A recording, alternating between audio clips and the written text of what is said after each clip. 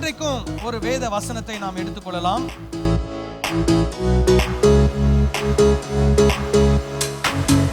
ஒன்று தெசலோனிக்கேயர் 5வது அதிகாரம் 21வது வசனத்தை வாசிக்கலாம். எல்லாவற்றையும் சோதித்து பார்த்து நலமானதை பிடித்துக் கொள்ளுங்கள். இந்த வசனத்தை கேட்டிருக்கிறீங்களா? நீங்க இந்த வசனத்தினுடைய முழு வசனத்தை கேட்டிருக்க மாட்டீங்க. ஆனா அடிக்கடி கிறிஸ்தவ வட்டாரங்களிலே ஒரு வார்த்தையை நம்ம அடிக்கடி கேட்டிருப்போம். நலமானதை பிடித்து கொள்ளுங்கள். கேட்டிருக்கிறீங்களா? நலமானதை என்ன பண்ணுங்கள்? பிடித்து கொள்ளுங்கள். நம்ம தொடர்ந்து ஒரு வேத போதனை தொடர்ச்சி. என்ன போதனை? தவறாக புரிந்து கொள்ளப்பட்ட வேத வசனம். அந்த வேத வசனத்தினுடைய சரியான அர்த்தம் என்ன என்பதை தான் நாம் பார்த்து கொண்டு வருகிறோம். அப்போ இன்னைக்கு கிறிஸ்தவ வட்டாரங்களிலே இந்த வார்த்தை என்னது? நலமானதை என்ன பண்ணுங்கள்? பிடித்து கொள்ளுங்கள் அப்படின்னு அடிக்கடி சொல்லி சொல்லி சொல்லி மக்கள் மனதில் என்ன பதிஞ்சிருச்சுன்னா, எனக்கு எது நல்லதா படுதோ அதை நான் என்ன பண்ணுவேன்? எடுத்துக்குவேன். இப்போ வேத வசனத்தில் நம்ம எல்லாமே போதிக்கிறோம். எல்லாமே போதிக்கப்படும் போது உங்களுக்கு எது பிடிக்குதோ அதை மாத்திரம் நீங்கள் எடுத்துக்கலாமா? அது சரியா? அது சரி கிடையாது. வேத வசனம் சொல்லுகிற எல்லாமே நமக்கு என்னதான்? நல்லது தான். அல்லேலூயா. வேத வசனம் என்று சொல்லும்போது நான் குறிப்பாக எதை சொல்கிறேன் அப்படின்னா, கட்டளைகள். ஆண்டவர் இதை செய்ய வேண்டும், இதை செய்யக்கூடாது என்று எதையெல்லாம் சொல்லி வைத்திருக்கிறாரோ அது எல்லாமே நமக்கு எதுக்காக தான்? நல்லதுக்காக தான். அதனால ஆண்டவருடைய வார்த்தை எதையெல்லாம் செய்ய வேண்டும் என்று சொல்லுகிறதோ அதை நமக்கு நலமானதாக என்ன பண்ணணும்? எடுத்துக்கொள்ள வேண்டும். எதை செய்யக்கூடாது என்று வேத வசனம் சொல்லுகிறதோ அதையும் நம்ம எப்படி தான் எடுத்துக்கணும்? நன்மையாகத்தான் எடுத்துக்கணும். ஏன்னா இதெல்லாம் நான் என்ன பண்ணக்கூடாது? செய்யக்கூடாது என்று வேத வசனம் சொல்லுகிறது. அதை நான் செய்யக்கூடாது, அது செய்யாமல் இருந்தால் அது எனக்கு நல்லது என்று நாம் என்ன பண்ண வேண்டும்? எடுத்துக்கொள்ள வேண்டும். சில சூழ்நிலைகளை நாங்கள் பார்த்தீங்கன்னா வேத வியாக்கியான வகுப்புகளை நாங்கள் எடுப்போம். வேத வியாக்கியானம் செய்வது எப்படி? அப்போ அந்த வேத வியாக்கியானம் செய்வது பற்றி நாங்கள் எடுக்கும்போது ஒரு ஒரு அதில் ஒரு டாபிக் ஒன்று வரும். என்ன டாபிக் அப்படின்னா, செலக்டிவிட்டி அப்படின்னு ஒரு டாபிக். அதுக்கு பேர் என்ன? செலக்டிவிட்டி. அப்படின்னா என்னன்னா, செலக்ட் பண்ணுறோம் இல்லையா? ஒரு கடைக்கு போகிறோம், புடவை வாங்கணும்னு போகிறோம். அவன் என்ன பண்ணுறான்? ஒரு 10 புடவை 20 புடவை போடுறான். அந்த 20லேருந்து என்ன பண்ணுறோம்? நமக்கு எது பிடிக்குதோ அதை என்ன பண்ணுறோம்? எடுத்துக்கிறோம். அதே மாதிரி வேத வசனத்தில் அந்த செலக்டிவிட்டி அப்படின்றதுல வியாக்கியானத்தில் சொல்லுவாங்க, நமக்கு எது வேணும் அதை மட்டும் நம்ம என்ன பண்ணுறோம்? எடுத்துக்கிறோம். ஆனால் நமக்கு வேணான்னு சொல்கிறத நம்ம என்ன பண்ணிடுறோம்? விட்டுடுறோம் அப்படின்னு நாங்கள் கற்றுக் கொடுப்போம். அப்போது வியாக்கியானம் பண்ணும்போது வேண்டியதை எடுத்துக்கொண்டு வேண்டாததை விட்டு விடக்கூடாது. எல்லாத்தையும் சரியான விதத்தில் என்ன பண்ணணும்? வியாக்கியானம் பண்ணி ஜனங்களுக்கு அதை என்ன பண்ணணும்? புரிய வைக்கணும். இப்போ நீங்கள் உதாரணத்துக்கு சொல்கிறேன். ஆதியாகமம் 24வது அதிகாரத்தை நீங்கள் எடுத்துக்கொள்வீர்களானால், ஆதியாகமம் 24 நம்ம இப்போ அதை வாசிக்க முடியாது. அந்த 24வது அதிகாரத்தில் என்ன நடக்குது? ஆபிரகாம் ஈசாக்குக்கு பெண் பார்க்கும்படி ஒரு முயற்சி எடுப்பார். அந்த முயற்சியிலே தன்னுடைய வேலைக்காரனாகிய எலியாசரை கூப்பிட்டு, நீ போய் என்னுடைய இனத்தில் என்னுடைய சொந்தத்தில் என்ன பண்ணு? என்னுடைய மகனுக்கு ஒரு பெண் பார் அப்படின்னு சொல்லி என்ன பண்ணுவார்? ஆபிரகாம் சொல்லி அனுப்புவார். ஸோ இதை நிறைய கிறிஸ்தவர்கள் இன்றைக்கு எப்படி புரிஞ்சுக்கிறாங்க அப்படின்னா, நாங்கள் மாப்பிள்ளை பெண் பார்க்கும்போது எங்களுடைய சொந்தத்தில் எங்களுடைய ஜாதியில் நாங்கள் என்ன பண்ணுவோம்? பார்ப்போம் அப்படின்னு புரிஞ்சுக்கிறாங்க. அப்படி சொல்கிறாங்க. சொல்லிட்டு இது பைபிள்லே இருக்குது, அதனால் நாங்கள் பண்ணுறதில் எந்த தவறும் கிடையாது அப்படின்னு சொல்கிறாங்க. அப்போ அவங்க என்ன பண்ணுறாங்க? தங்களுக்கு சாதகமாக இந்த வேத வசனங்களை என்ன பண்ணுறாங்க? எடுத்துக்கொண்டு அவர்கள் செய்யக்கூடிய ஒரு விஷயத்திற்கு இந்த வேத வசனத்தை என்ன வைக்கிறாங்க? ஆதாரமாக வச்சுக்கிறாங்க. சரி, ஓகே. அப்போ நீங்கள் இந்த வசனத்தின்படி என்ன பண்ணுறீங்க? உங்கள் சொந்த ஊரில் போய், உங்கள் சொந்த இனத்தில் போய், உங்கள் சொந்த ஜாதியில் போய் என்ன பண்ணுறீங்க? மாப்பிள்ளையோ பொண்ணோ பார்க்குறீங்கன்னு வச்சுக்கோங்க. ஓகே, சரி. அப்போ நீங்கள் எப்படி பண்ணுறீங்க? வேத வசனத்தின். சரி, அப்போது இதே வேத பகுதியில் இன்னொரு விஷயமும் அடங்கி இருக்குது. என்ன விஷயம் அடங்கி இருக்குதுன்னா, இந்த எலியேசர் என்ன பண்ணுறாரு? பெண் பார்க்கறதுக்காக போகிறாரு. ஆபிரகாமுடைய சொந்த ஊருக்கு போகிறாரு. போய் ஆபிரகாமுடைய குடும்பத்தை சந்திக்கிறாரு. அங்கே லாபானுடைய சகோதரியாகிய ரெபேக்காளை என்ன பண்ணுகிறார்? சந்தித்து அந்த மகளை ஈசாக்குக்கு பெண்ணாக என்ன பண்ண பார்க்கிறார்? கொண்டு வருவதற்கு முயற்சி செய்கிறார். சரி, அப்படி கொண்டு வரும்போது எலியாசர் என்ன பண்றார் அப்படின்னா, அந்த ஊருடைய கலாச்சாரத்தின்படி எலியேசர் அந்த பெண் வீட்டிற்கு, அந்த பெண்ணிற்கு உச்சிதமான ஆடைகள், நகைகள், பொன், இப்படிப்பட்ட காரியங்களை என்ன பண்ணுகிறார்? பரிசாக கொடுக்கிறார். என்ன பண்றாரு? யாருக்கு கொடுக்கிறாரு? பெண் வீட்டுக்கு. யார் கொடுக்கிறா?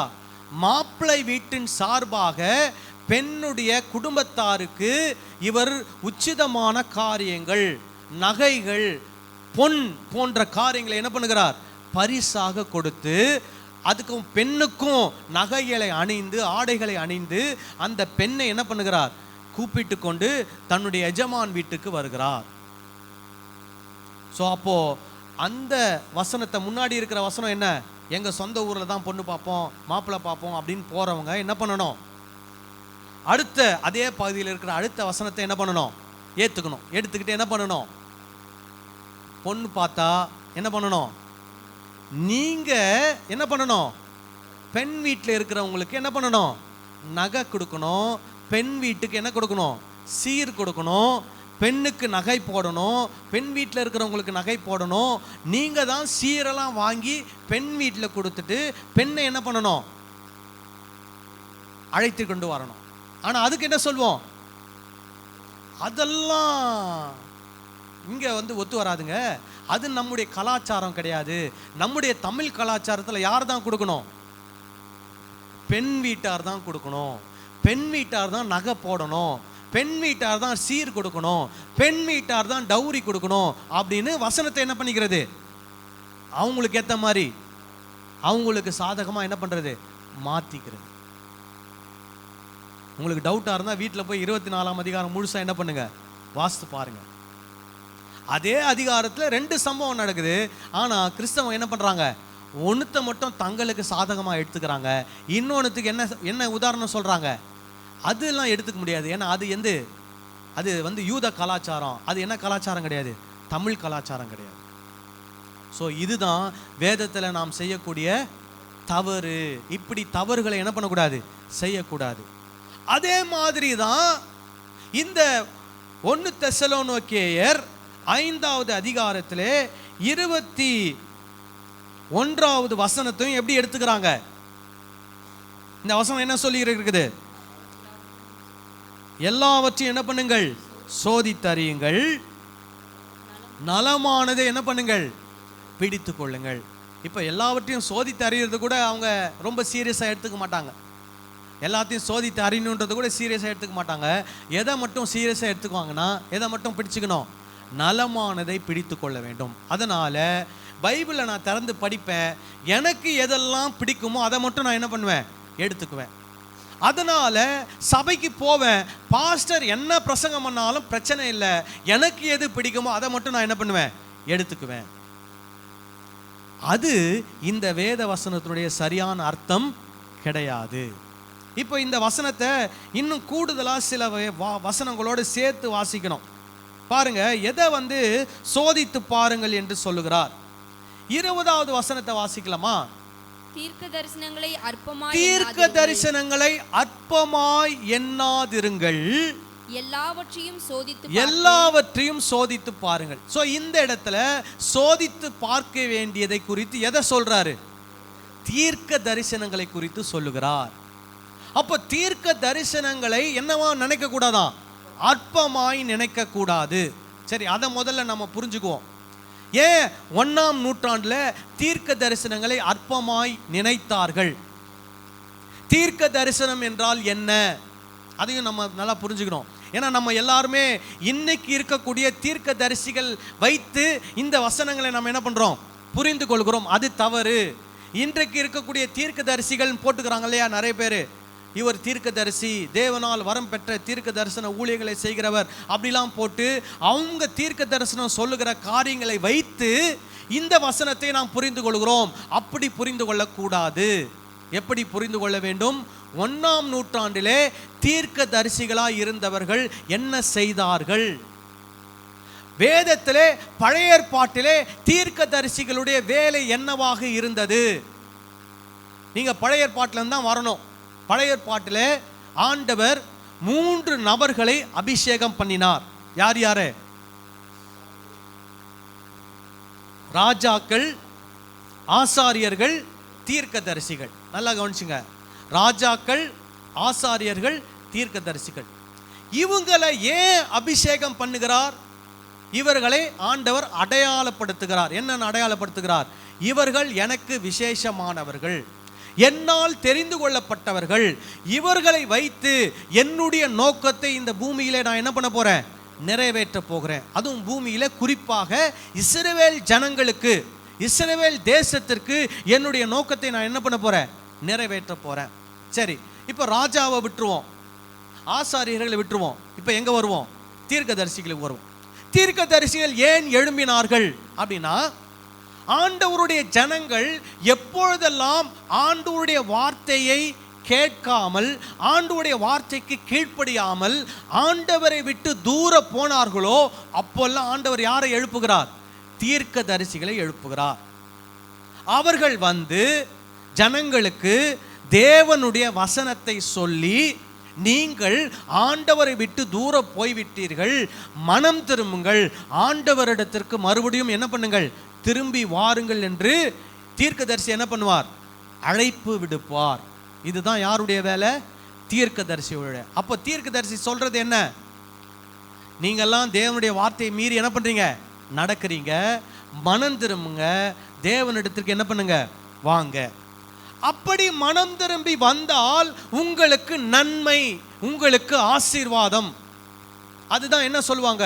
நான் உன்னை மறுபடியும் கூட்டி சேர்ப்பேன், நான் உன்னை கட்டுவேன், நான் உன்னை உருவாக்குவேன், நான் உன்னை கனப்படுத்துவேன். இதெல்லாம் எதுக்கு? மனம் திரும்பி வர்றவங்களுக்கு. இப்போ இதுல நல்லவங்களும் பாதிக்கப்படுவாங்க. நல்லவங்கன்னா யாரு? ஆண்டவருடைய வார்த்தையின்படி நடந்தவங்களும் வரக்கூடிய அழிவிலே நியாய தீர்ப்பில் என்ன பண்ணுவாங்க? பாதிக்கப்படுவாங்க. எப்போ? என்ன சொல்லுவார் தீர்க்கதரிசி? நீ மனம் திரும்பலனா உனக்கு என்ன வரப்போகுது? அழிவு வரப்போகுது, நியாய தீர்ப்பு வரப்போகுது. அதனால மனம் திரும்பு. இப்போ நியாய தீர்ப்பு வரும்போது யாருக்கெல்லாம் வரும்?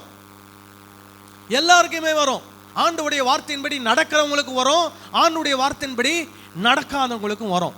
அப்போ ஆண்டவர் என்ன சொல்வார்னா, நீ என்னுடைய வார்த்தையின்படி நடந்து இப்பொழுது பாதிக்கப்பட்டிருக்கிறாய், உன்னை நான் மறுபடியும் என்ன பண்ண போறேன்?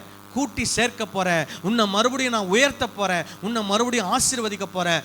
உன்னோடு சேர்ந்து மனம் திரும்பி வருகிறவர்களும் இந்த ஆசீர்வாதத்தை என்ன பண்ணுவார்கள்? பெற்றுக்கொள்வார்கள். மனம் திரும்பாதவர்கள் அப்படியே அந்த நியாய தீர்ப்போடு என்ன பண்ணப்படுவார்கள்? அழிக்கப்பட்டு போய்விடுவார்கள். இதுதான் தீர்க்கதரிசிகள் சொல்லக்கூடிய தீர்க்க தரிசனங்கள். ஆனா இன்னைக்கு இருக்கக்கூடிய தீர்க்கதரிசிகள் என்ன பண்றாங்க? அந்த நாட்டுக்கு என்ன அழிவு வரப்போகுது, இந்த நாட்டுக்கு என்ன அழிவு வரப்போகுது, அரசியல் தலைவர்கள் யாராவது இறந்து போறாங்களா, இப்படி நடக்க போதா, எப்போ பார்த்தாலும் என்னதான் அழிவு, எல்லாமே வரதான் செய்யும். இந்த பூமியில இயேசு ஏற்கனவே சொல்லிட்டாரு, என்ன வரும்? யுத்தங்களை குறித்து என்ன பண்ணுவீர்கள்? கேள்விப்படுவீர்கள். பஞ்சங்களை குறித்து என்ன பண்ணுவீர்கள்? கேள்விப்படுவீர்கள். கொள்ளை நோய்களை குறித்து என்ன பண்ணுவீர்கள்? இது ஏற்கனவே இயேசு என்ன பண்ணிட்டாரு? சொல்லிட்டாரு. இயேசு சொன்ன ஏற்கனவே சொன்னதையே வருஷா வருஷம் இவங்க என்ன பண்ண வேண்டியது? அரைச்ச மாவையே போட்டு என்ன பண்ண வேண்டியது? அரைக்க வேண்டியது. அதுக்கு ஒரு பெரிய பில்டப்பு. நான் இத்தனை நாள் ஜெபம் பண்ணேன், இத்தனை நாள் உபவாசம் பண்ணேன், கர்த்தர் என்னோடு முகமுகமா என்ன பண்ணினார்? பேசினார். எல்லாம் உருட்டுகள். அதையும் ஜனங்க என்ன பண்ணிட்டு இருக்கிறாங்க? நம்பிக்கொண்டிருக்கிறார்கள். ஆனால் பழைய ஏற்பாட்டு தீர்க்கதரிசிகள் அவர்கள் என்ன செய்தார்கள்னா, தேவனுடைய வாயாக இருந்து ஜனங்களை யார் பக்கம் இழுத்தார்கள்? தேவன் பக்கமாய் இழுத்தார்கள். சரி, இது பழைய ஏற்பாடு. புதிய ஏற்பாட்டு காலங்களில், இயேசு கிறிஸ்து காலங்களில் தீர்க்கதரிசிகளுடைய வேலை என்னவாக இருந்தது? அவர்களும் என்னதான் செய்தார்கள்? தேவனுடைய வார்த்தைகளை ஜனங்களுக்கு என்ன பண்ணார்கள்? போதித்தார்கள். இப்போ அந்த இடத்துல தேவனுடைய வார்த்தை என்று சொல்லும்போது யாருடைய வார்த்தை? இயேசு கிறிஸ்துவுடைய வார்த்தைகள். அந்த காலத்தில் பிரிண்டிங் மிஷின் கிடையாது. நமக்கு பைபிள் பிரிண்ட் பண்ணி கொடுக்கப்பட்டது போல அந்த காலத்தில் என்ன பண்ணப்படலை? பைபிள் பிரிண்ட் பண்ணி கொடுக்கப்படவில்லை. அதே போல அந்த காலத்தில் பவுல் நிருபங்கள் எழுதினார், பேதுரு எழுதினார், மத்தேயு இயேசு கிறிஸ்துவின் வரலாறை எழுதினார். கொஞ்ச நாள் கழிச்சு தான் எழுதினாங்க. இயேசு கிறிஸ்து மரித்து உயிரோடு எழுந்து அவர் வானத்தில் எடுத்துக்கொள்ளப்பட்ட பின்பு ஒரு 40-45 வருஷம் கழிச்சு தான் இந்த எழுத்துக்கள்லாம் என்ன பண்ணுது? வந்தது, எழுதப்பட்டது. அப்ப இந்த எழுத்துக்கள் எழுதப்படுகிற வரைக்கும் ஜனங்களுக்கு யார் தான் இயேசுவை பத்தி சொல்லணும்? அப்போஸ்தலர்கள், அப்போஸ்தலருடைய சீஷர்கள் தான் என்ன பண்ணுவாங்க? இயேசு போதித்த போதனைகளை என்ன பண்ணுவாங்க? ஜனங்களுக்கு எடுத்து சொல்வார்கள். அவர்களுக்கு பேர் தான் என்னது? தீர்க்கதரிசிகள். அவங்களுக்கு தான் அந்த தீர்க்க தரிசன வரத்தை ஆண்டவர் என்ன பண்ணியிருந்தார்? கொடுத்திருந்தார். அந்த தீர்க்க தரிசன வரம் பெற்றவர்கள் என்ன செய்வார்கள்னா, ஆதி திருச்சபையில் இருந்தக்கூடிய சபை மக்களுக்கு இயேசு போதித்த போதனைகளை என்ன பண்ணுவார்கள்? ஜனங்களுக்கு சொல்லிக் கொடுப்பார்கள். அப்படி சொல்லிக் கொடுக்கும்போது யாரோ ஒருத்தர் சொல்லுவார், இயேசு 5 அப்பம் 4 மீனை வச்சு அற்புதம் செய்தார் அப்படின்னு சொல்லுவார். என்ன சொல்லுவார்? 5 அப்பம், ஹலோ, 5 அப்பம் 4 மீனை வச்சு என்ன பண்ணாரு? அற்புதம் செய்தார்னு ஒருத்தர் சொல்லுவார். உடனே அந்த தீர்க்கதரிசி என்று சொல்லுவார், 5 அப்பம் 4 மீன் கிடையாது, எத்தனை? 5 அப்பம் 2 மீன். புரியுதா நான் சொல்றது? அப்போ சில தவறான தகவல்கள் திருச்சபையில் சொல்லப்படும் போது அந்த தவறுகளை இந்த தீர்க்கதரிசிகள் என்ன பண்ணுவார்கள்? சுட்டி காட்டி அதை திருத்தி உண்மை தகவல்களை அவர்களுக்கு என்ன பண்ணுவார்கள்? சொல்லிக் கொடுப்பார்கள். இதுதான் ஆதி திருச்சபையில் இருந்த தீர்க்கதரிசிகளுடைய வேலை. புரியுதா சொல்றது? இயேசு கிறிஸ்துவுடைய போதனையை பற்றிய காரியங்களை எடுத்து சொல்லுவார்கள்.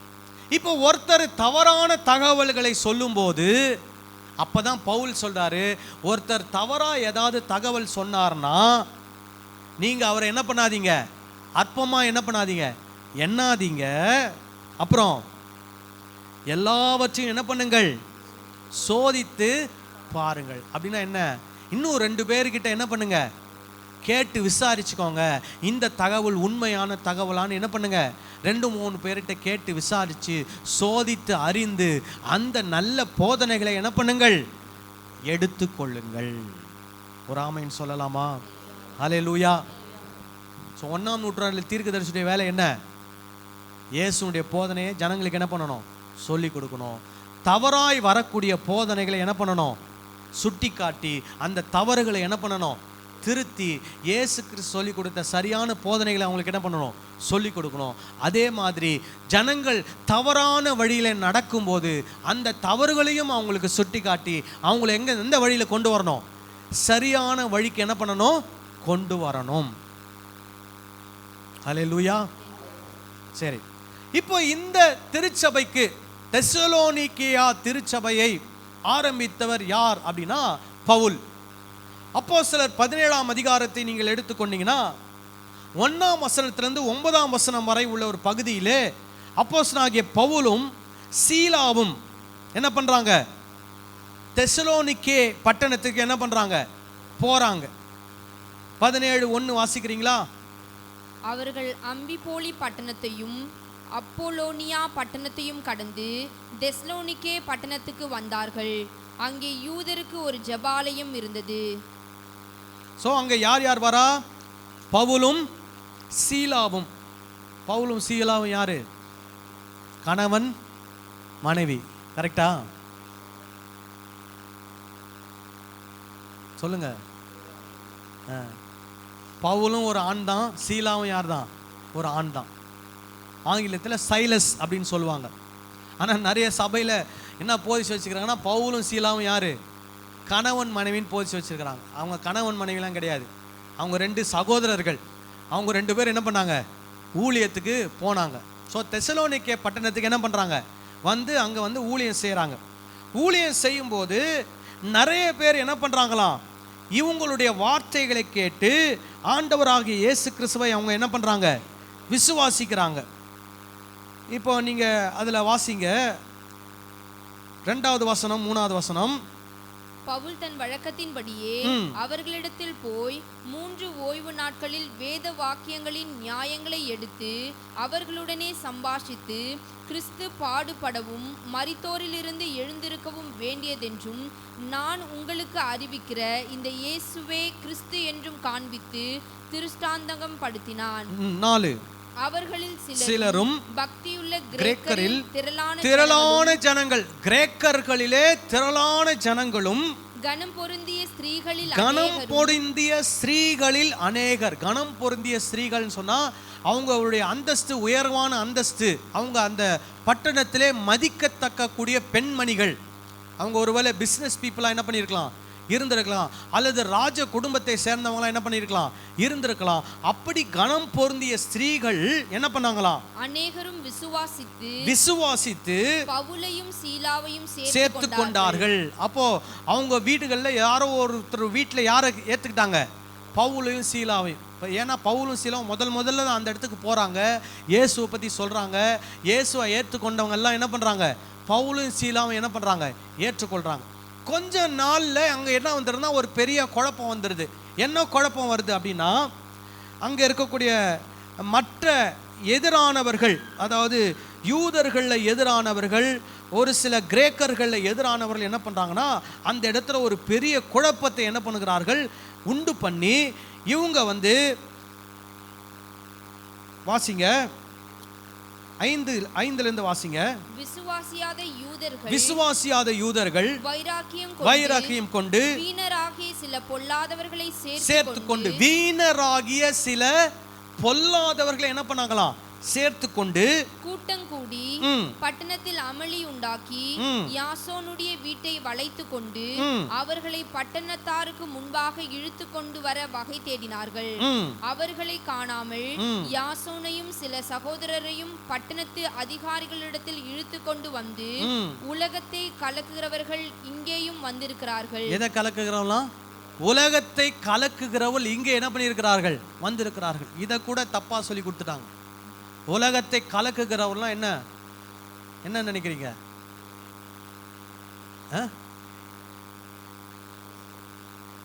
உலகத்தை கலக்குகிறவர்கள் ஐயா கரெக்டா சொன்னாரு, பிரச்சனையை உண்டாக்குறவங்க. இவங்க உலகம் ஃபுல்லா என்ன பண்ணிட்டு வந்திருக்கிறாங்க, பிரச்சனையை உண்டு பண்ணிட்டு வந்தவர்கள் என்று தான் சொல்றாங்க. நம்ம ஆளுங்க எப்படி தெரியுமா சொல்லுவாங்க, உலகத்தை கலக்கினவர்கள் இங்கேயும் வந்து விட்டார்கள். என்ன அர்த்தம், அவங்க ஏதோ நல்ல விஷயங்கள்லாம் செஞ்சுட்டு இங்கே வந்து என்ன பண்ணுறாங்க, ஏதோ பெரிய நல்ல விஷயங்களை செஞ்சதாக சொல்லுவாங்க. ஆனால் அந்த ஊர் கிரேக்கர்கள் உலகத்தை கலக்குகிறவன்னு எந்த அர்த்தத்தில் சொன்னாங்கன்னா, இவங்க உலகம் ஃபுல்லாக என்ன பண்ணிட்டு வந்தவங்க, பிரச்சனையை உண்டாக்கிட்டு வந்தவங்க, இங்கேயும் என்ன பண்ண வந்திருக்கிறாங்க, பிரச்சனையை உண்டாக்க வந்திருக்கிறாங்கன்னு சொல்கிறாங்க. அது வந்து பாசிட்டிவான வார்த்தை கிடையாது. என்ன வார்த்தை, நெகட்டிவான ஒரு குற்றச்சாட்டு. இப்படி சொல்றாங்க. என்ன குற்றச்சாட்டு, அப்புறம் வாசிங்க. இவர்களை யாசோன் ஏற்றுக்கொண்டான். இவர்கள் எல்லாரும் இயேசு என்னும் வேறொரு ராஜா என்று சொல்லி ராயனுடைய கட்டளைகளுக்கு விரோதமாக செய்கிறார்கள் என்று கூக்குரலிட்டார்கள். என்ன கூக்குரல், ராயனுடைய கட்டளைக்கு விரோதமாக என்ன பண்றாங்களாம், செய்யறாங்க. ராயன் என்று சொன்னால் சீசர், அதாவது ரோமாபுரியை ஆளுகை செய்யக்கூடிய மகாராஜா சீசர். ஸோ இவங்க என்ன சொல்றாங்கன்னா, பவுலும் சீலாவும் ராஜாவுடைய கட்டளைக்கு எதிராக என்ன பண்றாங்க, செயல்படுறாங்க. சீசர் தான் ராஜா, ஆனா இவங்க என்ன சொல்றாங்க, இயேசு ராஜான்னு சொல்றாங்க. அப்படின்னு என்ன பண்றாங்க, ஒரு குழப்பத்தை ஏற்படுத்தி விடுறாங்க. புரியுதா நான் சொல்றது உங்களுக்கு, புரியுற மாதிரி உங்களுக்கு சொல்றேன். இப்போ இங்க நமக்கு ஏற்கனவே தமிழ்நாட்டுக்கு முதலமைச்சர் யார் இருக்கிறார், மு.க. ஸ்டாலின் இருக்கிறார். இப்போ நம்ம திடீர்னு ஒரு கூட்டம் யாரோ ஒருத்தர் பேரை சொல்லி இவர் தான் முதலமைச்சர் சொன்னா என்ன ஆகும், பெரிய குழப்பம் வரும். அது சட்டவிரோதமான ஒரு செயலாக அது என்ன பண்ணப்படும், பார்க்கப்படும். ஏன்னா யாரோ ஒரு நபர், அவர் என்ன எலெக்ஷனில் நிற்கல, அவர் எலெக்ஷனில் ஜெயிக்கல, எம்எல்ஏக்களாக முதலமைச்சராக என்ன பண்ணப்படல, தேர்ந்தெடுக்கப்படலை. ஆனால் தேர்ந்தெடுக்கப்பட்ட ஒருத்தர் ஏற்கனவே என்ன பண்ணுறாரு, சீட்டில் உட்கார்ந்துருக்கிறாரு. ஆனால் வேற ஒருத்தர் என்ன சொல்லிட்டு இருக்கிறாங்க, முதலமைச்சர் சொல்லும்போது என்ன ஆகும், தமிழ்நாட்டுக்குள்ள ஒரு பெரிய குழப்பம் வரும். அது சட்ட விரோதமான செயலாக என்ன பண்ணப்படும், பார்க்கப்படும். அந்த மாதிரி தான் தெசலோனிக்கேயாவில் இயேசு கிறிஸ்துவை பற்றி அறிவிக்கும் போது அந்த கிரேக்கர்கள் என்ன குழப்பத்தை ஏற்படுத்தி விட்டாங்க. ஏற்கனவே சீசர் ராயன் ஒருத்தர் இருக்கிறாரு, ஆனால் இங்கே இவங்க யாரை சொல்லிட்டு இருக்கிறாங்க, இயேசு ஒருத்தர் ராஜா ராஜான்னு சொல்லி என்ன பண்ணுறாங்க, ஜனங்களை குழப்புறாங்க. ராயனுடைய கட்டளைகளுக்கு இவங்க என்ன பண்ண மாட்டேறாங்க, கீழ்ப்படிய மாட்டேறாங்க. ராயனுடைய கட்டளைக்கு எதிராக என்ன பண்ணுறாங்க, செயல்படுறாங்கன்னு சொல்லி என்ன பண்ணுறாங்க, பெரிய ஒரு குழப்பத்தை ஏற்படுத்துகிறாங்க. அப்போ அந்த குழப்பம் உருவாகும் போது பவுலும் சீலாவும் என்ன பண்ண வேண்டி இருக்குன்னா, உயிர் பிழைக்க அந்த இடத்தை விட்டு தப்பி ஓட வேண்டிய ஒரு சூழ்நிலை வருகிறது. உடனே பவுலும் சீலாவும் என்ன ஆகிறாங்க, அந்த இடத்துல இருந்து தப்பிச்சு அவங்க என்ன பண்ணுறாங்க, வேற ஊருக்கு போகிறாங்க. சரி, இப்போ அந்த பவுலும் சீலாவும் ஊழியம் செஞ்ச கொஞ்ச நாட்களில் அந்த ஊரில் இருந்த நிறைய பேர் பவுலுக்கும் சீலாவுக்கும் என்னவாயிட்டாங்க, ரொம்ப நெருங்கின அன்பான சகோதர சகோதரிகளாக என்ன ஆயிட்டாங்க, மாறிட்டாங்க. இந்த ஊரை விட்டு போன உடனே பவுலுக்கு மனசு தாங்கலை. இந்த தெசலோனிக்கேயா பட்டணத்தில் எப்படி இருக்கிறாங்களோ, இப்போ நாங்கள் போனவங்க எங்களுக்கே என்ன பண்ணிடுச்சு, பிரச்சனை வந்துடுச்சு. இப்போது கிறிஸ்தவங்களா மாறினவங்களுக்கெல்லாம் என்ன வந்திருக்கும், நிறைய பிரச்சனை, போராட்டம், உபத்திரம் வந்திருக்கும். அவங்க தொடர்ந்து விசுவாசத்தில் இருக்கிறாங்களா இல்லையா, பவுலுக்கு ஒரே சந்தேகம். உடனே பவுல் என்ன பண்ணுறாரு, அவருடைய உடன் ஊழியராக இருக்கக்கூடிய தீமோத்தேயுவை கூப்பிட்டு தீமோத்தேயுகிட்ட சொல்கிறாரு, நீ போய் என்ன பண்ணு, அந்த ஊரில் போய் என்ன நடக்குதுன்னு பார்த்துட்டு வா. ஏன்னா தீமோத்தேயுவோட அப்பா கிரேக்கர், அதனால தீமோத்தேயு யார் தான், கிரேக்கர். அதனால இவர் போனால் என்ன வராது, சந்தேகம் வரான்னு சொல்லி யாரை அனுப்பி வைக்கிறாரு, தீமோத்தேயுவை அனுப்பி வைக்கிறார். தீமோத்தேயு போய் பார்த்துட்டு ரிப்டன் வராரு, பவுல்கிட்ட சொல்கிறாரு, அந்த ஊரில் இருக்கிறவங்க நல்லா இருக்கிறாங்க, விசுவாசத்தில் எப்படி இருக்கிறாங்க, உறுதியாக இருக்கிறாங்க, இன்னும் அதிகமாக இயேசுவை என்ன பண்ணிட்டு இருக்கிறாங்க, பின்பற்றி கொண்டு நடக்கிறாங்கன்னு ஒரு சந்தோஷமான செய்தியை யாருக்கு சொல்கிறாரு, பவுல் கிட்ட சொல்கிறார். பவுல் இந்த சந்தோஷமான செய்தியை கேட்டுட்டு தான் இந்த 1 தெசலோனிக்கேயர் நிருபத்தை என்ன பண்ணுறாரு, அவங்களுக்கு எழுதுறார். விளங்குதா சொல்றது? சரி, இப்போ பவுல் இதில் எழுதும்போது என்ன சொல்றாரு, உங்களை பற்றி நான் நிறைய தகவல் கேள்விப்பட்டேன், எனக்கு ரொம்ப சந்தோஷம் சொல்லிட்டு, நான் தெசலோனிக்கேயா இருந்தபோது நீங்கள் எல்லாம் எப்படி நடந்து கொண்டீங்க அப்படின்றத அவங்களுக்கு என்ன பண்ணுறாரு, ஞாபகப்படுத்துகிறார். ஞாபகப்படுத்திட்டு தொடர்ந்து நீங்கள் இந்த விசுவாசத்தில் உறுதியாக இருக்கிறீங்க, உங்களுக்கு எவ்வளவு கஷ்டங்கள் வந்தாலும் எவ்வளவு எதிர்ப்புகள் வந்தாலும் நீங்கள் தொடர்ந்து விசுவாசத்தை இருக்கிறீங்க என்பதை குறித்து நான் தேவனுக்கு என்ன சொல்கிறேன், நன்றி சொல்கிறேன் அப்படின்னு சொல்லிட்டு அவருடைய நன்றிகளையும் என்ன பண்ணுறாரு, இந்த கடிதத்தில் தெரிவிக்கிறார். அதுக்கப்புறமா என்ன பண்ணுறாருன்னா, அந்த திருச்சபையில் இருக்கக்கூடிய சில பிரச்சனைகளுக்கு தீர்வுகளை, ஆலோசனைகளை கொடுக்கிறார். அதில் ஒரு பிரச்சனை என்னன்னா, கிரேக்க பட்டணம், அந்த கிரேக்க பட்டணத்தில் விபச்சாரம் ரொம்ப சர்வசாதாரணம். அப்போது என்ன நடக்குது, திருச்சபையில் இருக்கிற மக்கள் கூட என்ன பண்ணுறாங்க, சிலர் அப்படிப்பட்ட தவறுகளை, பாவங்களை என்ன பண்ணுகிறார்கள், செய்கிறார்கள். அப்போது அவர் முதல்ல அவங்களுக்கு கொடுக்கக்கூடிய அட்வைஸ் என்னன்னா, நீங்கள் இப்படிப்பட்ட தவறான காரியங்களை என்ன பண்ணக்கூடாது, செய்யக்கூடாது. திருச்சபையில் இருக்கக்கூடிய நீங்கள் இப்படிப்பட்ட பாவங்களிலே உங்களை நீங்கள் என்ன பண்ணக்கூடாது, உடன்படுத்தி கொள்ளக்கூடாது. முதல் அட்வைஸ். ரெண்டாவது அட்வைஸ் என்ன சொல்றாரு, ஒருவரில் ஒருவர் எப்படி இருக்க வேண்டும், அன்பாக இருக்க வேண்டும். மூன்றாவது என்ன சொல்றாரு அப்படின்னா, நீங்கள் யாரும் சோம்பேறிகளாக இருக்கக்கூடாது. அவங்க ஊரில் இந்த ஒரு நிலைமை வந்துடுச்சு. என்ன நிலைமைனா, இயேசு கிறிஸ்து சீக்கிரமாக என்ன பண்ண போகிறார், வரப்போகிறார். அதனால் நான் போய் எதுக்கு வேலை செஞ்சு எல்லாம் என்ன பண்ணணும், சம்பாதிச்சு எல்லாத்தையும் பண்ணணும், பேசாமல் என்ன பண்ணுவோம், வீட்டிலே உட்காந்து நல்லா பாட்டு பாடி ஆராதிச்சு வேத வசனத்தை என்ன பண்ணுவோம், வாசிப்போம் அப்படின்னு என்ன பண்ணுறாங்க, நிறைய பேர் வேலைக்கு போகாமல் சோம்பேறித்தனமாக இருக்கிறாங்க. அப்போ பவுல் என்ன சொல்கிறாரு, நீங்கள் அப்படியெல்லாம் என்ன பண்ணக்கூடாது, சோம்பேறியாக இருக்கக்கூடாது, போய் நல்ல கடினமாக உழைக்கணும், நீங்கள் சம்பாதிச்சு உங்களுடைய தேவைகளையும் சந்திக்கணும், மற்ற கஷ்டப்படக்கூடியவருடைய தேவைகளையும் என்ன பண்ணணும், சந்திக்கணும் அப்படின்னு அட்வைஸ் பண்ணுறார். நாலாவது அந்த திருச்சபையில் இருந்தவங்களுக்கு ஒரு கேள்வி. என்ன கேள்வினா, இன்னைக்கு கிறிஸ்துவுக்காக பாடுபட்டு நிறைய பேர் இறந்து போறாங்களே, அவங்களுடைய எதிர்காலம் என்ன, அவங்களுடைய எதிர்காலம் எப்படி இருக்கும்? அப்போ பவுல் சொல்றாரு, அந்த 1 தெசலோனிக்கர்கள் தான் எதை பத்தி பேசுவாரு? மரித்தவர்கள் எப்படி எழுந்திருப்பார்கள். நீங்கள் மற்றவர்களைப் போல துக்கித்து என்ன பண்ணக்கூடாது, அழக்கூடாது. இயேசு கிறிஸ்து எக்காலத்த சத்தத்தை தொனிக்கும் போது இயேசு கிறிஸ்து என்ன பண்ணுவார்? வானத்திலிருந்து என்ன பண்ணுவார்? இறங்கி வருவார். மரித்தவர்கள் முதலாவது என்ன பண்ணுவார்கள்? எழுந்திருப்பார்கள். அதுக்கப்புறமா உயிரோடு இருக்கிற நாம் என்ன பண்ணுவோம்? மேகங்கள் மேல் அவரோடு கூட என்ன பண்ணுவோம்? ஆகாயத்தில் எடுத்துக்கொள்ளப்படுவோம். இப்படிப்பட்ட வார்த்தைகளினாலே ஒருவர் என்ன பண்ணுங்கள்? தேற்றுங்கள் அப்படின்னு சொல்லுவார். ஸோ 4 விஷயம் சொல்லியிருக்கிறேன். முதல்ல என்ன? பாவ காரியங்களை என்ன பண்ணக்கூடாது? ஈடுபடக்கூடாது. 2வது, ஒருவரில் ஒருவர் என்ன பண்ண வேண்டும்? அன்பு கூற வேண்டும். 3வது என்னது?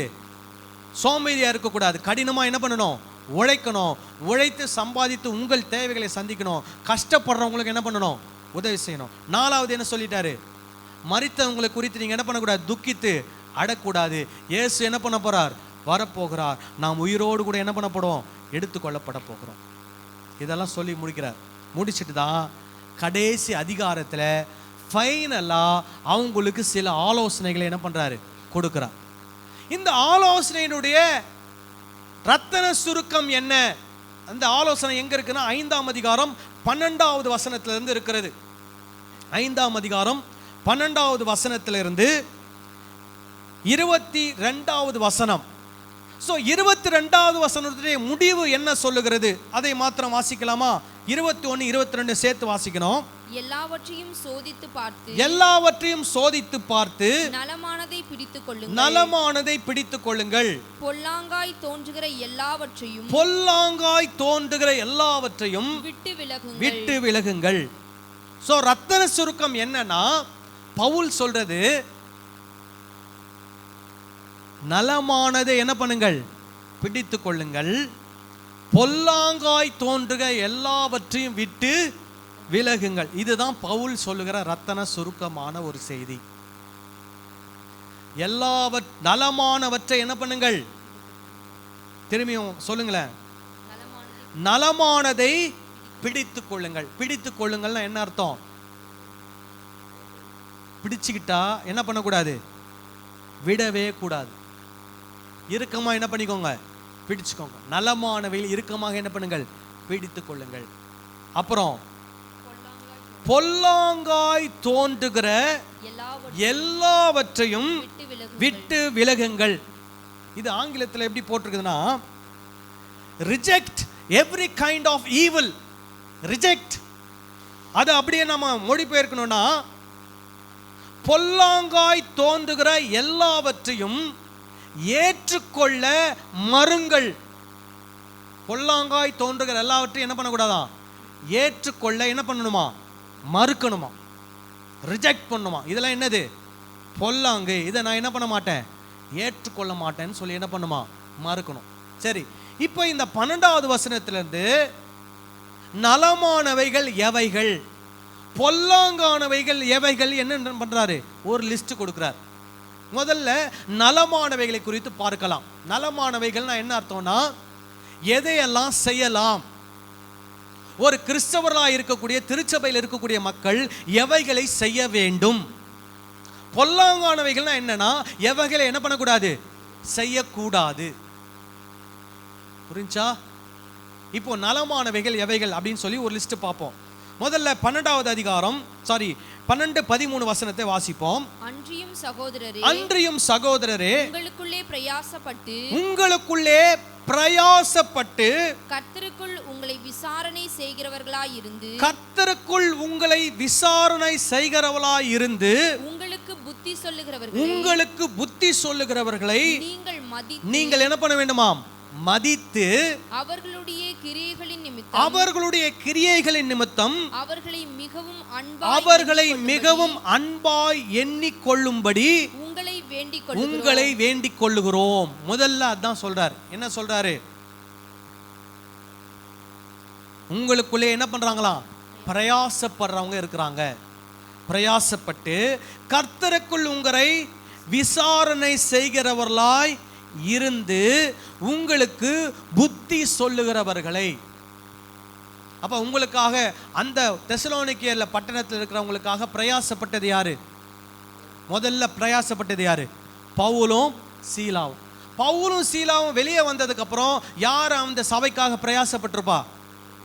தீமோத்தேயு பிரயாசப்பட்டார். வேற அந்த சபையில இருந்த தலைவர்கள், ஒருவேளை அந்த சபையுடைய போதகர்னே வச்சுக்கோங்க.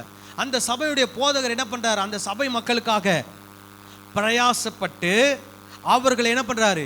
விசாரணை செய்து அவர்களுக்கு என்ன சொல்லுகிறார்? புத்தி சொல்லுகிறார்.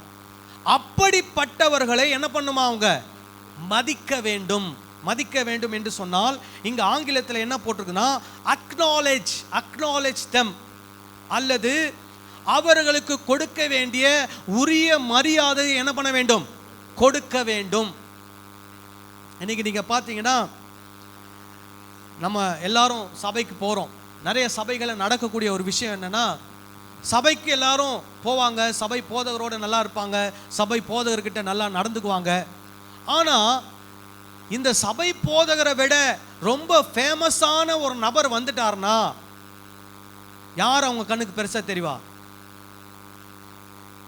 ஒருவேளை அவங்க வீட்டுக்கு, இப்போ அந்த வீட்டுக்கு, இப்போ உதாரணத்துக்கு நீங்க எப்படி நடந்துக்குவீங்க எனக்கு தெரியல. ஒரு வீடு, ஒரு விசுவாசி வீடுன்னு வச்சுங்க. இப்போ சபை போதகர் அவங்க வீட்டுக்கு போறாரு. ஒரு பெரிய சென்னையில் ரொம்ப ஃபேமஸான ஒருத்தரும் அந்த வீட்டுக்கு போறாருன்னு வைங்களேன், யாருக்கு ரொம்ப அதிக மரியாதை கிடைக்கும்? சென்னையில் ரொம்ப ஃபேமஸானவரை தான் என்ன பண்ணுவாங்க? ரொம்ப அதிகமாக மரியாதை கொடுத்து அவரை வரவேற்று உட்கார வச்சு இது பண்ணி எல்லாம் பண்ணுவாங்க. யாருக்கு மரியாதை கிடைக்காது? பாஸ்ட்டுக்கு மரியாதை கிடைக்காது. எதுக்கு சொல்ல வரேன்?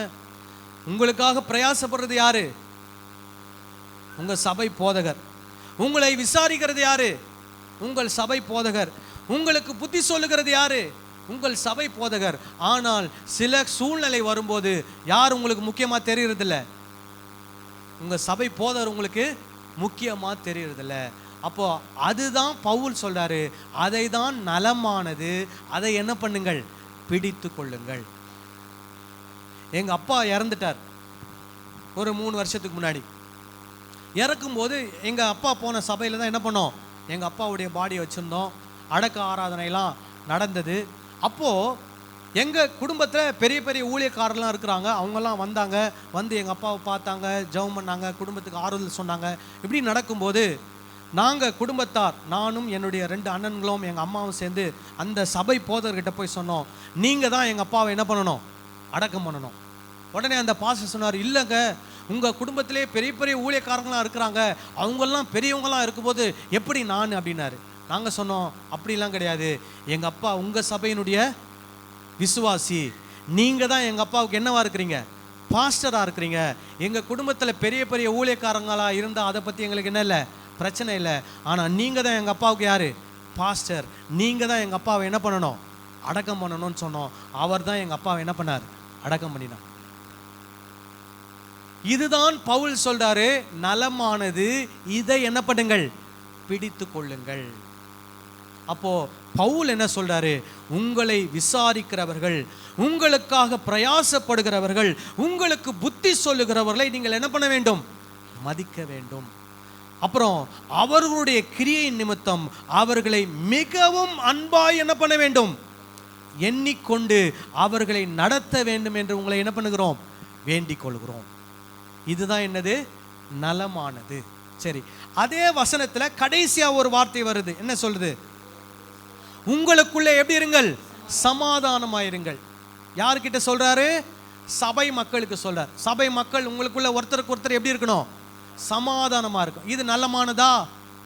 நலமானது. இதை என்ன பண்ணுங்கள்? பிடித்து கொள்ளுங்கள். இதை என்ன பண்ணக்கூடாது? விட்டுறக்கூடாது. என்ன, எங்க சபையில நான் எல்லார்கிட்டையும் எப்படி இருப்பேன்? சமாதானமா இருப்பேன்.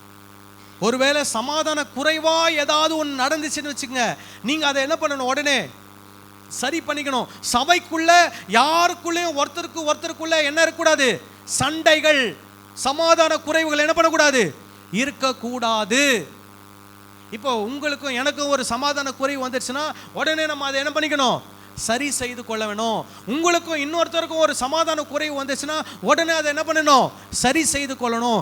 சபைக்குள்ள சமாதான குறைவு என்ன பண்ணக்கூடாது? இருக்கக்கூடாது. அதனால பவுல் சொல்றாரு, இது நலமானது, இதை என்ன பண்ணுங்கள்? பிடித்து கொள்ளுங்கள். ராமன் சொல்லலாமா? அடுத்தது 14வது வசனம். இதுல 4 விஷயம் சொல்றாரு, வாசிங்க. மேலும் சகோதரரே, நாங்கள் உங்களுக்கு போதிக்கிறது என்னவென்றால், ஒழுங்கில்லாதவர்களுக்கு புத்தி சொல்லுங்கள். ஒழுங்கில்லாதவர்களுக்கு என்ன பண்ணணுமா? புத்தி சொல்லணும். இங்க ஒழுங்கில்லாதவர்கள் அப்படின்னு சொன்னா என்னன்னா, சோம்பேறியா இருக்கிறது, மற்றவங்களும் சோம்பேறியாக்குறது. என்ன சொல்றது? உதவி செய்யறதில்ல, ஆனா என்ன கொடுக்கறது? உபத்திரம் கொடுக்குறது. அதாவது இப்போ அந்த காலத்தில் நான் ஏற்கனவே சொன்னேன், என்ன பண்றதில்ல, ஒழுங்கா வேலைக்கு போறதில்ல.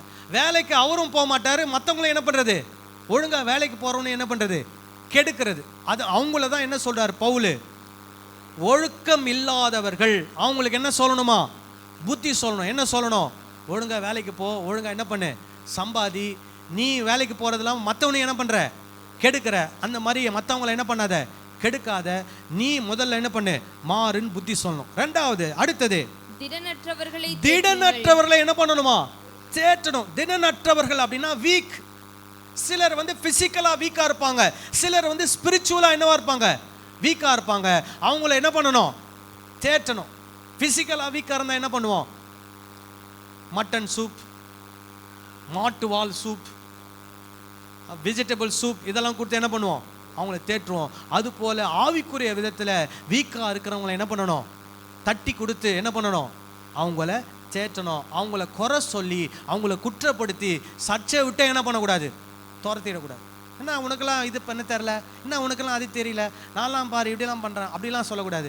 தெரியலையா, பரவாயில்லப்பா, கற்றுக்கோ, நான் அப்படி தான் கற்று வந்தேன், நீயும் என்ன பண்ணு, நல்லா பைபிளை படி, நல்லா ஜெபம் பண்ணு, கர்த்தர் உன்னை என்ன பண்ணுவார்? நான் ஆசீர்வதிப்பான்னு சொல்லி பலவீனர்களை என்ன பண்ணணுமா? திடனற்றவர்களை தேற்ற வேண்டும். அப்புறம் பலவீனரை தாங்குங்கள். பலவீனரை என்ன பண்ணணுமா? தாங்க வேண்டும். பலவீனர்கள் அப்படின்னு சொன்னா அவங்களும் எப்படிப்பட்டவங்க தான்? இதே மாதிரி தான், ரொம்ப வீக்கானவங்க. பலவீனங்கள் தான் அவங்க மறுபடியும் மறுபடியும் போய் தவறு செய்கிறவர்கள். அவங்க தவறு செய்யக்கூடாதுன்னு நினைப்பாங்க, ஆனால் மறுபடியும் மறுபடியும் போய் என்ன பண்ணுவாங்க? அந்த தவறு செய்வாங்க. அவங்கள என்ன பண்ணணும்? அந்த பலவீனரை தாங்க வேண்டும். அப்புறம் எல்லாரிடத்திலும் எப்படி இருக்கணுமா? நீடிய சாந்தமா இருக்கணும். ஸோ நம்ம பொறுமையை சோதிக்கிறதுக்கு நிறைய பேர் இருப்பாங்க சபையில். ஸோ எப்படி இருக்கணுமா? பொறுமையா, நீடிய பொறுமை. நீடிய பொறுமைனா லாங் சஃபரிங் அப்படின்னு இருக்கு. கஷ்டப்பட்டாலும் தொடர்ந்து என்ன பண்ணணுமா? கஷ்டப்பட்டு பொறுமையா என்ன பண்ணணுமா? அவங்களெல்லாம் சகிச்சுக்கணும். போதகர் சிலர் சொல்லுவாங்க, ஒரு சர்ச்சில் 100 பேர் இருந்தால் போதகருக்கு எத்தனை பிரச்சனை? 100 பிரச்சனைன்னு சொல்லுவாங்க. ஆனால் எனக்கு 100 பிரச்சனைலாம் கிடையாது. நம்ம மக்கள்லாம் நல்ல மக்களால் எந்த பிரச்சனையுமே கிடையாது. ஆனால் அதே நேரத்தில் சிலரால் என்ன வருது? சில பொறுமைக்கான சோதனை வருது எனக்கு. நம்ம பொறுமையை ரொம்ப என்ன பண்ணுறாங்க? சோதிக்கிறாங்க. ஸோ ஆனாலும் ஆண்டவர் என்ன சொல்லி கொடுத்துருக்கிறாரு? எப்படி இருக்கணும்? நீடிய பொறுமை உள்ளவர்களாய், சாந்தம் உள்ளவர்களாய் என்ன பண்ண வேண்டும்? இருக்க வேண்டும். சரி, இது நம்ம என்ன பண்ணணுமா? உறுதியாய் நலமான இந்த காரியங்களை என்ன பண்ணணும்? உறுதியாய் பற்றி கொள்ளணும். அப்புறம் 15 வாசிங்க. ஒருவனும் மற்றொருவன் செய்யும் தீமை, அதை விட்டுருங்க, அதை இல்லை, 2வது பார்ட் 15ல பின்பக்கம். உங்களுக்குள்ளும் மற்ற யாவருக்குள்ளும் எப்பொழுதும் நன்மை செய்ய நாடுங்கள். எப்பொழுதும் என்ன செய்யணுமா? நன்மை செய்யணும். யாருக்குள்ள? உங்களுக்குள்ளும் மற்ற யாவருக்குள்ளும். அப்படின்னா உங்களுக்குள்ளும்னா எங்க? சபைக்குள்ள நாம எப்பவுமே மற்றவங்களுக்கு நன்மை செய்ய வேண்டும் என்ற எண்ணத்தோடு என்ன பண்ண வேண்டும்?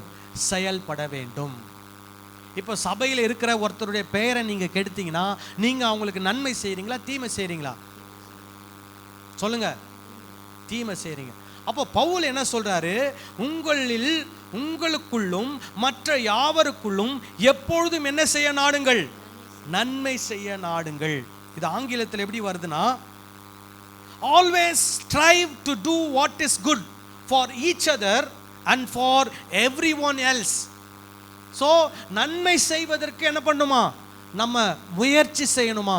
பிரயாசப்படணுமா, நன்மை செய்வதற்கு மட்டுமே என்ன பண்ணுமா, பிரயாசப்படணுமா. யாருக்குள்ள? முதல்ல சபைக்குள்ள, அப்புறம் மற்றவங்க எல்லாருக்குள்ள. இது நலமானதா? நலமானது. இதை என்ன பண்ணுங்க, பிடித்துக் கொள்ளுங்க. அதுக்கப்புறமா 16, 17, 18 வாசிங்க. எப்பொழுதும் சந்தோஷமாயிருங்கள். எப்படி இருக்கணுமா? எப்பொழுதும் எப்படி இருக்கணும்? சந்தோஷமா இருக்கும். ஹல்லேலூயா. பக்கத்தில் இருக்கணும் பார்த்து சொல்லுங்க, எப்பொழுதும் எப்படி இருங்க? சந்தோஷமா இருக்கு. ஹல்லேலூயா. சிலர் பார்த்தா எப்போதும் எப்படி இருப்பாங்க?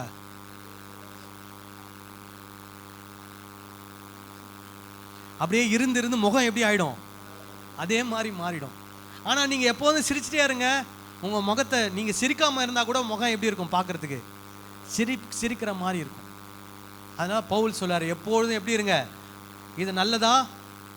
இதை என்ன பண்ணுங்க, உறுதியாக என்ன பண்ணுங்க, பிடித்துக் கொள்ளுங்க. அப்புறம் இடைவிடாமல் என்ன பண்ணுங்கள்? ஜெபம் பண்ணுங்கள். இடைவிடாமல் ஜெபம் பண்ணுறதுனா என்ன? எப்போ பார்த்தாலும் நெடு முழங்கால நின்று முக்காடு போட்டு சோத்திரம் சோத்திரம் சோத்திரம் சொல்லிட்டு இருக்கிறதா? அப்புறம் எப்போ வீட்டு வேலைலாம் பார்க்குறது, துணியை பொத்த வைக்கிறது, எப்போ சமைக்கிறது, எப்போ பாத்திரம் கழுவுறது, சொல்லுங்க, எப்போ தூங்குறது? இடைவிடாமல் ஜெபம் பண்ணுங்கன்னா என்ன? எப்பவும் ஆண்டவரோடு என்ன பண்ணணும்? பேசிக்கொண்டே இருக்கணும். ஹல்லேலூயா.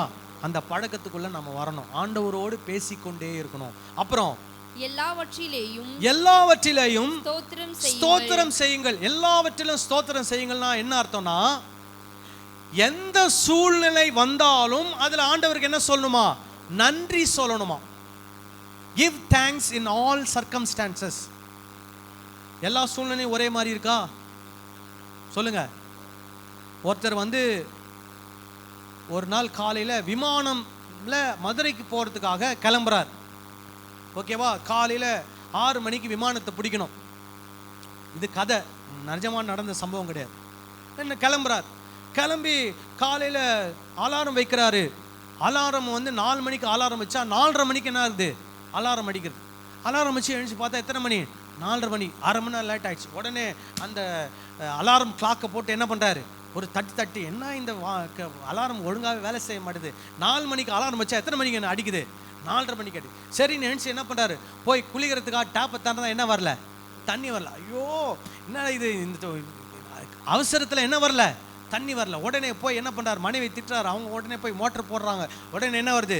தண்ணி வருது. கடகடன்னு என்ன பண்ணுறாரு? குளிக்கிறார். குளிச்சுட்டு துணியெல்லாம் பெட்டியில் வச்சு பெட்டியை தூக்கணும். என்ன ஆயிடுச்சு? கைப்பிடி என்ன ஆயிடுச்சு? உடஞ்சிருச்சு. ஐயோ அப்படின்னு சொல்லி என்ன பண்ணுறாரு? கைப்பிடி உடஞ்ச கைப்பிடியை திருப்பியும் வேற ஒரு பெட்டி மாற்றி அந்த பெட்டியில் துணியெல்லாம் வச்சுட்டு கார் புக் பண்ணுறாரு. காரன் வரான். காரில் என்ன பண்ணுறாரு? ஏறுறாரு. கார் கொஞ்ச தூரம் போன உடனே என்ன ஆயிடுச்சு? பஞ்சர் ஆயிடுச்சு. உடனே பஞ்சரை இறங்கி அவன் என்ன பண்ணுறான்? பஞ்சரை மாத்துறான். அதுக்குள்ளே இவர் உள்ளே உட்காந்து புலம்பிட்டே இருக்கிறாரு. ஐயோ ஐயோ ஐயோன்ட்டு. அப்புறம் ஏர்போர்ட்டுக்கு போகிறாரு. ஃப்ளைட் என்ன ஆயிடுச்சு? கிளம்பி போயிடுச்சு. சரின்னு சொல்லிட்டு என்னடா இது அப்படின்னு சொல்லிட்டு உடனே ஃபோன் பண்ணி சொல்கிறாரு, ஃப்ளைட்டை என்ன பண்ணிட்டேன்? மிஸ் பண்ணிட்டேன். நான் என்ன பண்ணணும்? நான் அடுத்த ஃப்ளைட் ஏதாவது சீட் அவைலபிளாக இருந்தால் என்ன பண்ணுறேன்? நான் அதில் புக் பண்ணி என்ன பண்ணுறேன்? வர்றேன். இல்லைனா நாளைக்கு வர்றேன்னு சொல்லிட்டு ஃபோன் பண்ணி சொல்லிவிட்டு இவர் என்ன பண்ணுறாரு? மறுபடியும் எல்லாம் பார்க்குறாரு. ஃப்ளைட்டு எதுவுமே கிடைக்கல. மறுபடியும் கார் எடுத்து என்ன பண்ணுறாரு? வீட்டுக்கு வராரு. வீட்டு டிவி ஆன் பண்ணி பார்த்தா இவர் போன ஃப்ளைட் என்ன ஆயிடுச்சு? வானத்தில் வெடிச்சிருச்சு. இப்போ என்ன சொல்லுவார்?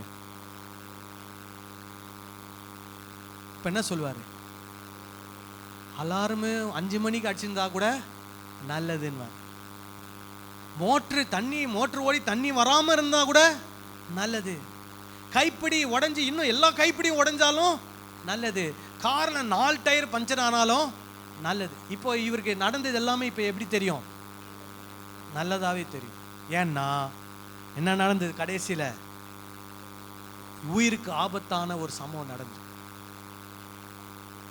ஆனால் ஆரம்பத்தில் இவருக்கு இதெல்லாம் எப்படி தெரிஞ்சது? ஐயோ, எல்லாமே உங்களுக்கு எப்படி தெரியுது? எல்லாம் தப்பாக தெரியுது. ஆனால் கடைசியில் நடந்ததை பார்த்த உடனே இதெல்லாம் என்ன தெரியல? தப்பாக தெரியல. அதுதான் பெருசு தப்பாக தெரியுது. அப்போது இப்படியெல்லாம் நடக்கும் நான் சொல்ல வரல. என்ன சூழ்நிலையில் எது நடந்தாலும் நீங்கள் அந்த சூழ்நிலை என்ன சொல்லணும்? ஆண்டவருக்கு நன்றி தான் சொல்லணும். இந்த மனப்பான்மையோடு நீங்கள் வாழ்ந்தீங்கன்னா உங்கள் வாழ்க்கையில் எரிச்சலே என்ன பண்ணாது, வராது. இந்த மாதிரி நிறைய ஸ்டோரி உங்களுக்கு என்ன பண்ணலாம், சொல்லலாம். சரி, இது நல்லதா? எல்லா சூழ்நிலையும் ஆண்டவருக்கு நன்றி சொல்றது நல்லதா? நல்லது. அதை என்ன பண்ணுங்கள், பிடித்து கொள்ளுங்கள். இது வரைக்கும் இதோட முடிச்சுட்டுவோம். இதெல்லாம் என்னது, நலமானது. இதை என்ன பண்ணுங்கள், பிடித்து கொள்ளுங்கள். இப்போ நலம் இல்லாதது 15வது வசனத்துடைய முதல் பகுதியை வாசிங்க. ஒருவனும் மற்றொருவன் செய்யும் தீமைக்கு தீமை செய்யாதபடி பாருங்கள். தீமைக்கு தீமை செய்வது நல்லதா கெட்டதா சொல்லுங்க? தீமைக்கு என்ன செய்யக்கூடாது, தீமை செய்யக்கூடாது. இப்போ இது என்னது, இதுதான் பவுல் எந்த லிஸ்ட்ல கொண்டு வராரு? பொல்லாங்காய் தோன்றுகிற எல்லாவற்றையும் விட்டு என்ன பண்ணுங்கள், விலகுங்கள். அதை ஏற்றுக்கொள்ளாதீங்கள். சிலர் வந்து சொல்லுவான், அவன் உனக்கு இது செஞ்சுட்டான், நீ என்ன பண்ண அவனுக்கு அதை செய்யின்னு வந்து சொல்லுவான். நீங்க அதை என்ன பண்ணக்கூடாது, ஏற்றுக்கொள்ளக்கூடாது. ஏற்றுக்கொள்வதுக்கு என்ன பண்ணணும், மறுக்கணும். இதை நான் என்ன பண்ண மாட்டேன், ஏற்றுக்கொள்ள மாட்டேன். அவங்க எனக்கு தீமை செய்தாலும் நான் அவங்களுக்கு என்ன தான் செய்வேன், நன்மை தான் செய்வேன். ஓகே, அடுத்தது 19வது வசனத்தை வாசிங்க. ஆவியை என்ன பண்ணாதிருங்கள், அவிழ்த்து போடாதிருங்கள். இப்ப நீங்க ஆவியை அவிழ்த்து போட்டீங்கன்னா அது நல்லதா கெட்டதா? ஆவியை அவிழ்த்து போடுறதுனா என்ன? பரிசுத்த ஆவியானவர் இயேசு கிறிஸ்து சொன்னதை அந்தந்த சூழ்நிலை உங்களுக்கு ஞாபகப்படுத்தும் போது நீங்க என்ன சொல்லக்கூடாது, ஆவியானவரே உங்களுக்கு இதெல்லாம் பத்தி உங்களுக்கு என்ன பண்ணாது, தெரியாது. இது மாதிரிலாம் என்ன பண்ண முடியாது, இந்த சூழ்நிலையில நடக்க முடியாது. இந்த சூழ்நிலை உலக வழக்கத்தில் எப்படி நடக்கணுமோ அந்த மாதிரி தான் என்ன பண்ண முடியும், நடக்க முடியும்னு சொல்லி ஆவியானவர் சொல்லுகிற உணர்த்துதலை நீங்க என்ன பண்ணக்கூடாது, அவிழ்த்து போடக்கூடாது. ஆவியானவர் சொல்லுகிற நீங்க அவிழ்த்து போறது நன்மையா தீமையா? தீமை. அப்போ அந்த தீமையை நீங்க என்ன பண்ணக்கூடாது, செய்யக்கூடாது. அதை ஏற்றுக்கொள்ளக்கூடாது. ஆவியானவர் உங்களுக்கு உணர்த்தும் போது அதை நீங்க என்ன பண்ணணும், ஏற்றுக்கொண்டு ஆவியானவருடைய உணர்த்துதல் படி நீங்க என்ன பண்ண வேண்டும், செயல்பட வேண்டும். கடைசியா 20வது வசனம். தீர்க்க தரிசனங்களை அற்பமாய் எண்ணாதிருங்கள். தீர்க்க தரிசனங்களை அற்பமாய் எண்ணுனீங்கன்னா அது நன்மையா தீமையா? ஏற்கனவே சொல்லிட்டேன், தீர்க்க தரிசனம் என்ன, இயேசு கிறிஸ்துவுடைய போதனைகளை ஜனங்களுக்கு அந்த காலத்தில் என்ன பண்ணாங்க, சொல்லி கொடுத்தாங்க. அதை என்னவா நினைக்கக்கூடாது, அற்பமாக நினைக்கக்கூடாது. அதை நீங்கள் அற்பமாக நினைத்தீர்கள் என்றால் அது நன்மையா தீமையா? தீமை. அப்போ பவுல் என்ன சொல்றாரு, பொல்லாங்காய் தோன்றுகிற எல்லாவற்றையும் என்ன பண்ணுங்கள், விட்டு விலகுங்கள். பொல்லாங்காய் தோன்றுகிற எல்லாவற்றையும் ஏற்றுக்கொள்ள மறுங்கள் என்று என்ன பண்ணுகிறார், பவுல் சொல்லுகிறார். ரத்தன சுருக்கமா மறுபடியும் சொல்றேன், நலமானதை பிடித்துக் கொள்ளுங்கள், பொல்லாங்காய் தோன்றுகிற எல்லாவற்றையும் விட்டு விலகுங்கள். ஆமென் சொல்லலாமா? இதுதான் இந்த வசனத்துடைய சரியான விளக்கம். அல்லேலூயா. நம்ம எல்லாரும் எழுந்து நின்று நாம் ஜெபம் செய்யலாம்.